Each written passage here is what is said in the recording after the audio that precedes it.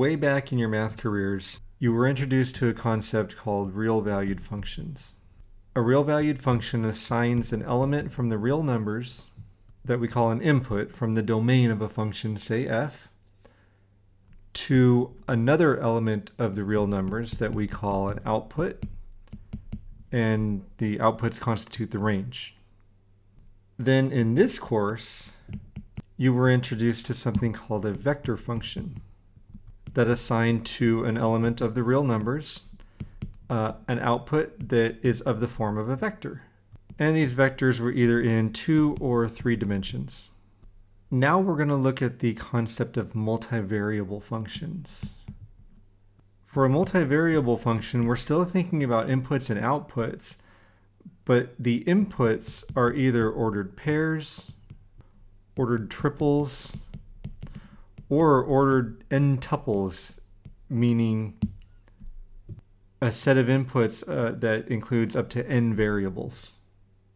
Outputs for multivariable functions are still real numbers, whether the inputs are ordered pairs, ordered triples, or higher numbers of variables. So to separate out these ideas, for a real-valued function, I have an input that I'll call x. It goes into the function f. The output is f of x, an element of the real numbers. For a vector function, say r, my input is t, my output is r of t, which has been so far either a 2-dimensional or a 3-dimensional vector, although there's no limit to the number of dimensions that the vector can have. Likewise, there's no limit to the number of dimensions that an input can have for a multivariable function, but if my input is the ordered pair xy for the function f, then my output I'll call z is f of xy, an element of the real numbers. Likewise, if I have an ordered triple xyz that I put into f, the output is going to be f of xyz. I'll call the output w, which is, again, still an element of the real numbers.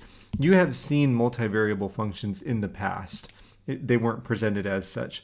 But if you consider the perimeter of a rectangle with length L and width W, P is equal to 2L plus 2W, the value that you get for the single number that is the perimeter depends on both what the length is and what the width is. And so we could express this as P of LW is equal to 2L plus 2W. So the idea of a multivariable function isn't new to us. We just haven't necessarily seen a name for it yet. As a further part of introducing multivariable functions, I'll show you a table. This is an exercise from the textbook, and I have here a chart of the temperature humidity index. And in the table, we see along the what you might call the y-axis, but down the first column, we see temperatures from 80 to 105 degree increments. And then across the top in the first row, we see relative humidity from 20 to 70, again in 10% increments. We're told in the text that our function is called I equals f of th. I represents the index, temperature humidity index. T is the temperature and h is the humidity level. And so if we want to consider, for instance, f of 9570, then what I'm looking for is a temperature of 95 degrees and a humidity of 70 degrees. And what this table is communicating to us is that when the temperature is 95 degrees and the humidity is 70 degrees, then the perceived temperature is 124 degrees. That's the humidity index. That's the output for the input 9570. As a separate consideration, we can consider I equals f of 80 comma h. And what this is doing is it's saying, let's limit our consideration only to the row where the temperature is 80 degrees. In other words, this holds the temperature constant. If I have a function of 2 input variables and I'm holding one of them constant, then this becomes a function of only one variable. As long as the temperature is 80 degrees, then the temperature index will only vary as the humidity varies. This would be the effect of, given a rectangle with a specific length, varying the width to find out what the perimeter would be. Most of the functions that we will work with are not going to be tabular values. Here we have a function with an algebraic description.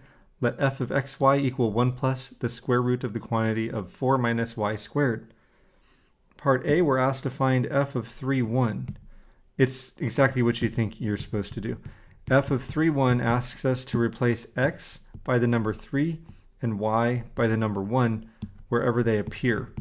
In this case, the algebraic expression only contains a y and not an x. And so f of 3, 1 is going to be 1 plus 4 minus, 1 plus the square root of 4 minus y squared, which is 1 squared, and so is 1 plus the square root of 3. As far as the domain, the rules we know about dealing with real numbers still apply. That is, we can't have a 0 in a denominator, we can't have a negative inside of a square root. And so for the domain, we're looking at that 4 minus y squared, that radicand has to be greater than or equal to 0. Solving this inequality tells us that y must be between negative 2 and 2. I'm going to write the domain in set notation. So a curly brace, the set of x, y, vertical line means such that x is any real number. It is not referenced in the function definition, therefore it can take on any real number.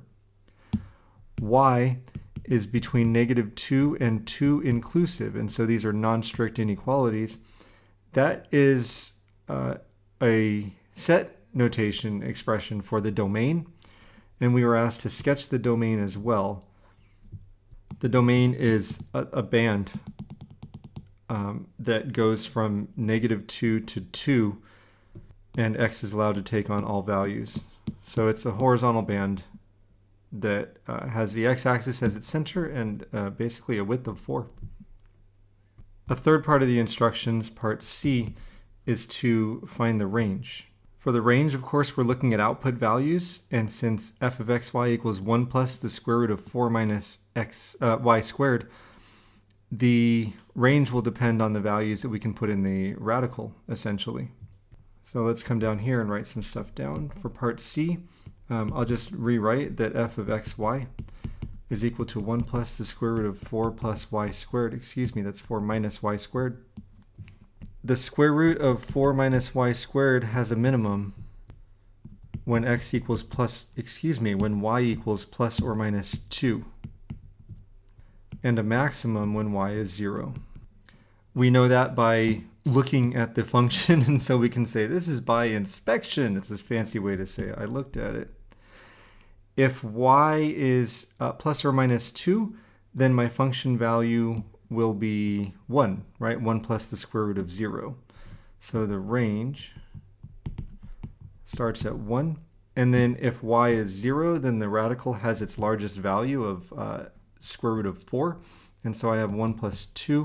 The range of this is going to be 1 to 3, inclusive. Another way to write it, since we used set notation for the previous one, we would say it's the set of z such that z is between 1 and 3 using a compound inequality. Either answer is correct.